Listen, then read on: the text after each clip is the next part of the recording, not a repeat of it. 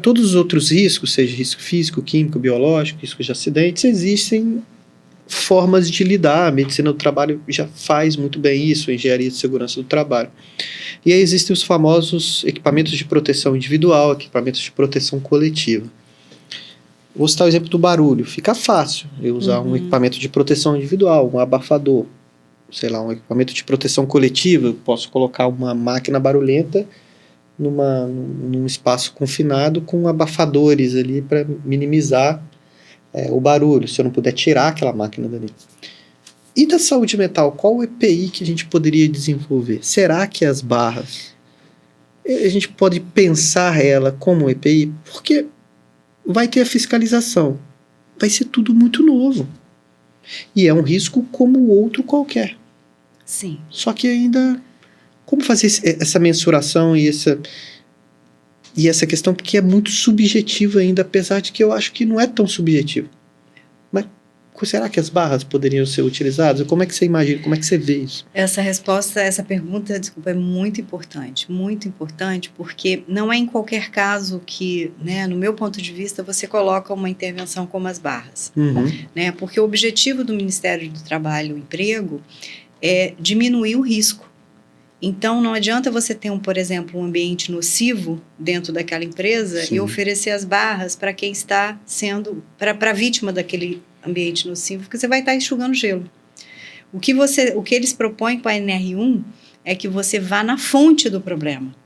Então, aí eu vou dar um exemplo para que possa utilizar as barras na fonte do problema.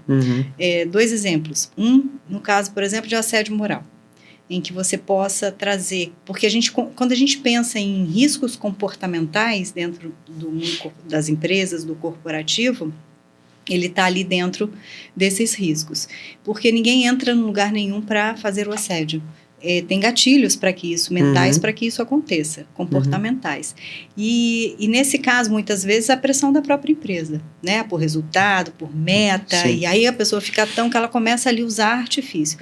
Como seria você olhar para as barras como para esse indivíduo que está ali, vivenciando algo muito tenso, que tem uma equipe, muitas vezes é um profissional que é muito bom tecnicamente, mas que não tem muita habilidade com pessoas, mas por ser tão bom tecnicamente, ele foi promovido ali ao líder daquela equipe. Sim. E muitas vezes não sabe nem como resolver certos conflitos.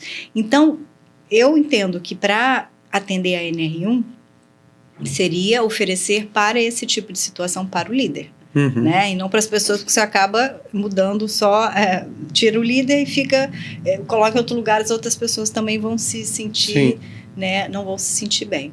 E na outra situação, são para as atividades que por si só já geram mais estresse, como a parte de transporte, um piloto de aeronave, por exemplo, né, que vai e volta, é muita responsabilidade.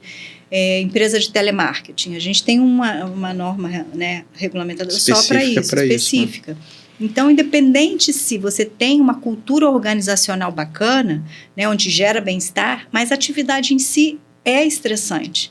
Então, aí sim, você oferece para aquele funcionário, né, as sessões de barras, para que aquele estresse ele seja aliviado, ele consiga ter um equilíbrio emocional e não adoeça por causa do trabalho.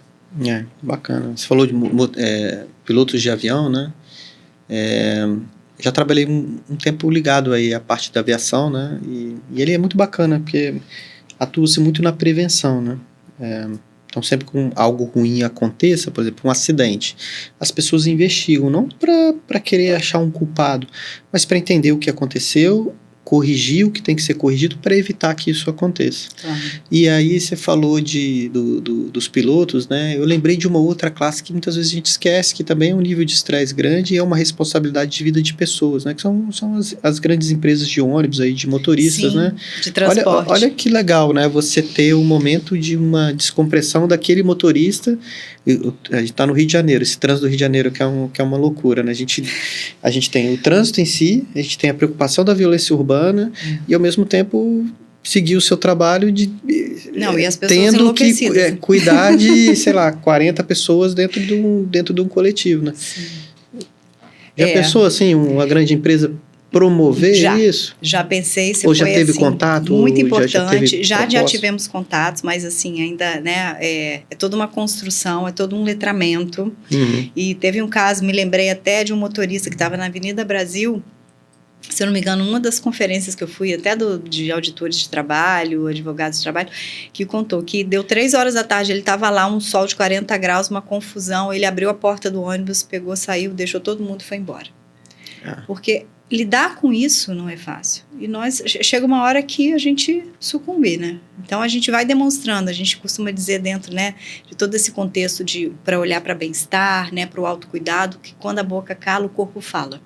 Então, você está no trabalho, você não pode expressar, você vai ter que vivenciar, você começa 1 dia, 2 dias, 3 dias, 1 ano, 2 anos, tem um dia que não aguenta mais. Então, essa questão do transporte dos motoristas seria, assim, um modelo muito legal para a gente poder fazer experimentos, por exemplo, né? Projeto piloto, piloto, para ver como que fica a performance, né, desse trabalhador com e sem as barras. Né? Seria bacana. Não só isso, a performance, mas a qualidade de vida, o bem-estar mesmo, a sensação que ele tem de bem-estar. Porque mudando isso, a gente muda muita coisa. Eu acho... veio aqui a ideia, quando se citou aí a parte da aviação dentro do que eu vivenciei, eu lembrei logo esse paralelo, né? Principalmente a gente teve situações mais complexas recentes aqui no Rio que mexem com a saúde mental mesmo e é natural. A gente está caminhando aí pro final, né? Do nosso bate-papo. Eu queria te agradecer, eu acho que é riquíssimo, assim, eu venho um monte de coisa na minha cabeça, cara, eu tenho que sair daqui, eu tenho que ler isso, eu tenho que ler aquilo, porque sempre que isso vem, eu falo, poxa, foi efetivo, acho que despertou interesse. Então, tenho certeza que se despertou interesse em mim, todo mundo que está nos assistindo também.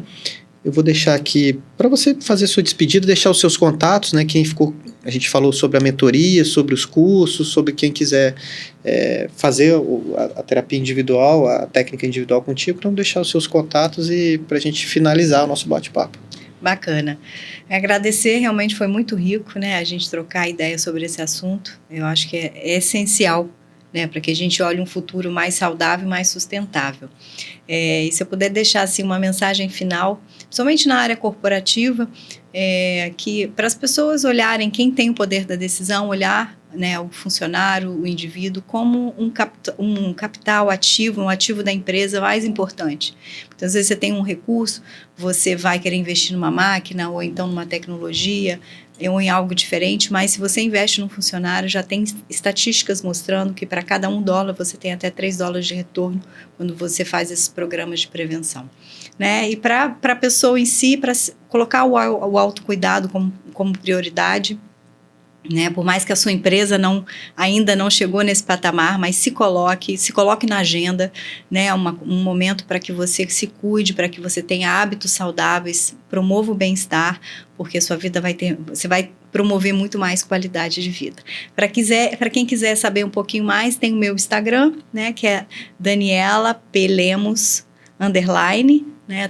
Tem informações, tem um contato do WhatsApp, tem datas de curso, do próximo curso de barras, as mentorias, né? A gente vem com as vagas, ainda tem vaga para esse final de ano, mas a ideia é sempre a gente promover, principalmente para as empresas, né? Porque a gente está preparando, assim, produtos, que eu falo assim, produtos, pacotes incríveis, se adaptando a qualquer tipo de empresa.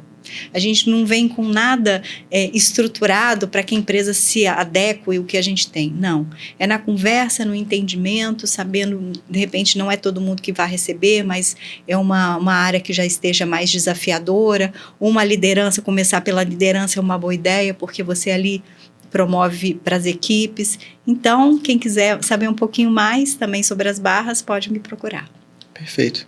Bom, pessoal, a gente vai finalizar lembrando do nosso podcast, Psiquiduo, onde a mente encontre a vida.